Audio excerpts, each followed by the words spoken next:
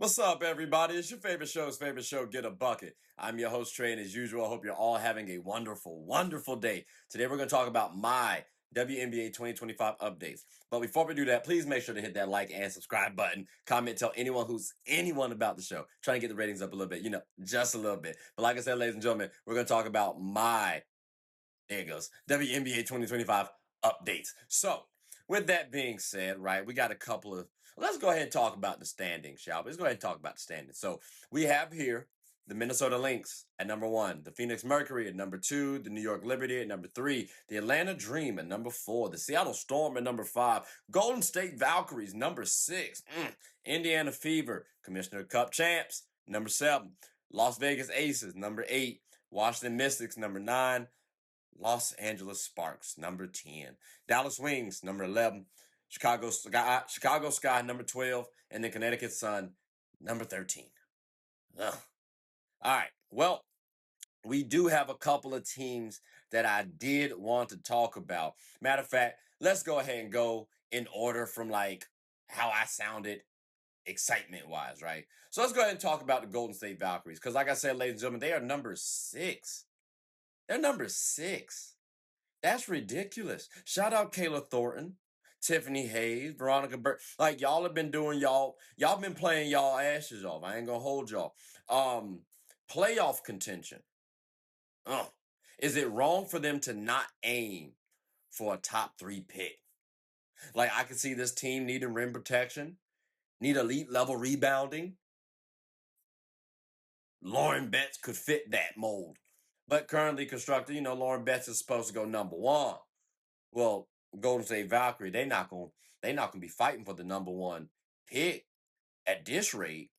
They trying to win it all at this rate. That's what I'm saying. So I'm curious if the Golden State Valkyries are doing a disservice to themselves. Cause Kayla Thornton, she hooping her tail off though. All-star caliber selected. Tiffany Hayes, he was playing well too. Like, the team has good chemistry. They got a chip on their shoulder. So of course they're gonna play well. But again, ladies and gentlemen, I do wonder if they're doing a disservice to themselves. But let's see what happens because we got a lot more basketball to talk about. We got a lot more basketball to watch. But a team that I do have some questions about, the New York Liberty. All right, hear me out. Because, you know what I'm saying, these girls have been hooping, and I've talked about them quite extensively, okay? My thing is this. They've lost out of 9 games, 6. Like recently, they lost 9. Like you only win 3 games. Keep in mind they were undefeated for quite some time, so I expect them to lose. But damn, going 3 for 6, 3 out of 9, that's tough. Also, you lose Phoebish. She not returning. That's a major issue. She playing the Euro basketball. It's a major issue right there for me. Then you already had Hamilton not playing on the squad. That's why you got Natasha Cloud, which the Liberty were on cloud 9 prior to these changeups. Jonquel Jones, ankle injury. Well, now we got to question, is the bench deep enough? Also, I mean, look, I love Stewie. You know what I'm saying? She's doing all right. Sabrina, I would like to see a little bit better efficiency out of you. I'm just saying, like, from the 3-point percentage, it was down from like 37 to 32. We could uptick that a little bit if I'm talking about getting my worries for this Liberty squad down. Because again, Brianna Stewart, Sabrina Ionescu, they're arguably one of the best duos in the WNBA. I'm sorry, they're arguably the best duo in the WNBA. They're missing Jonquel Jones. They losing a little bit of depth. I'm not jumping ship yet. I'm just saying, ladies and gentlemen, I got a little bit of worries, okay? That's all. But they still out there as a contender for me. So, I ain't going to say but so much. Now, another team that we got to talk about, though, because this one we do have to talk about. The Las Vegas Aces. Look, ladies and gentlemen, all right. 8th seed. She's looking a little grim.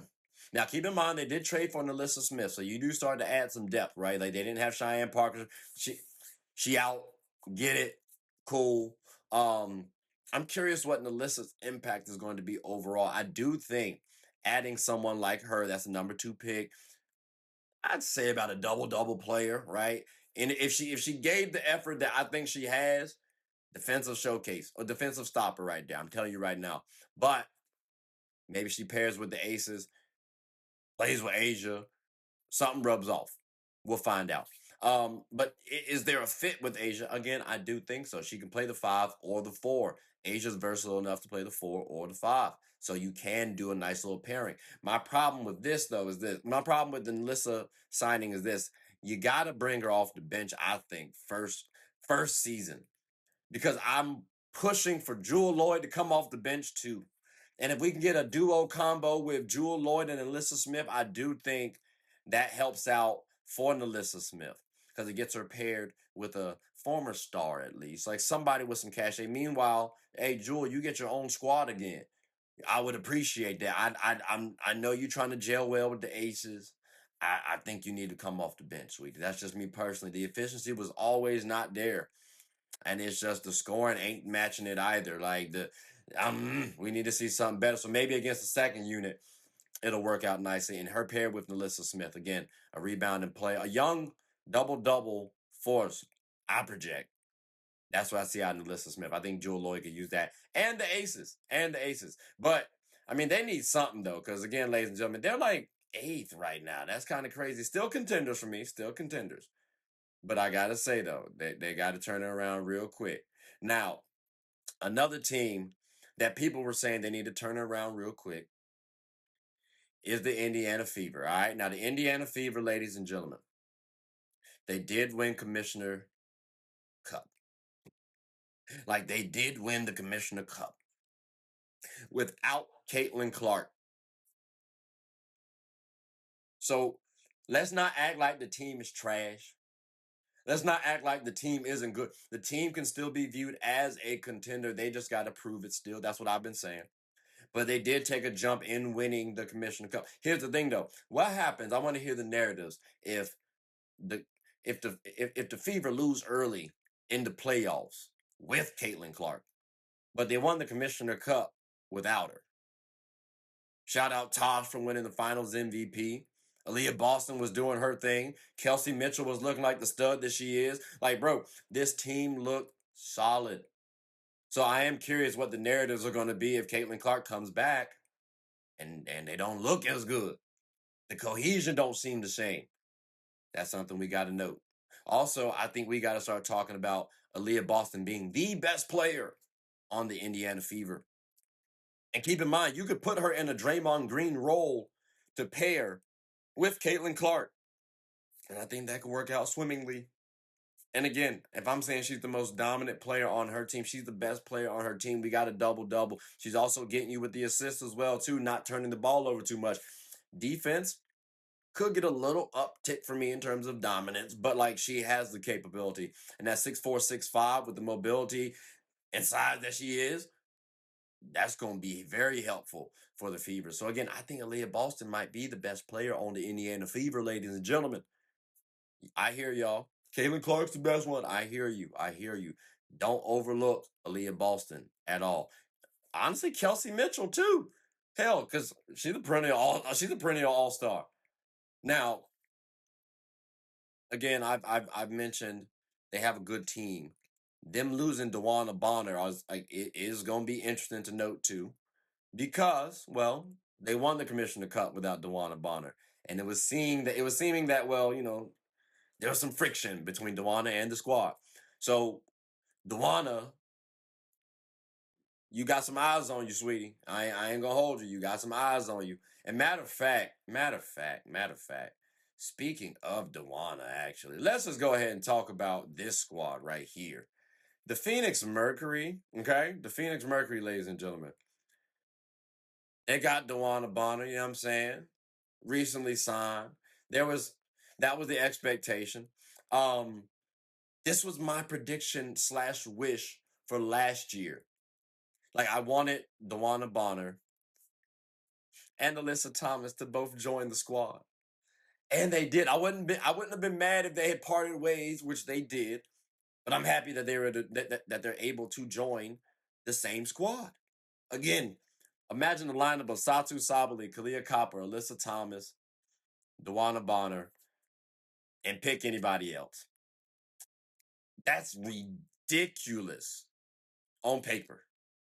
And if they hit him, that's ridiculous in reality. Because now Alyssa Thomas can space out the floor, but you still have lanky defenders for your squad. You have 3-and-D players surrounding Alyssa Thomas. Oh my gosh, like this is about to be marvelous. And don't let, ladies and gentlemen, don't let the Mercury go up against the Fever. Because we've already seen one, Dewana Bonner was just on the Fever. So now she's going up against the Fever again. Because remember, she put the clamps on Caitlin Clark and them last year. So you get a motivated Dewana Bonner and a really good Mercury team against this highly touted Fever squad. Ooh, I think that could be a wonderful matchup. Fine, like playoffs. Talk to me. We'll see what happens. And we're also putting a little bit of pressure on the Commissioner Cup history, right? Because the last 2 seasons, at least the Commissioner Cup participants go to the finals. I'm just saying, somebody do. But I would love to see, this Phoenix squad. Because that's gonna be lovely. That's gonna be lovely.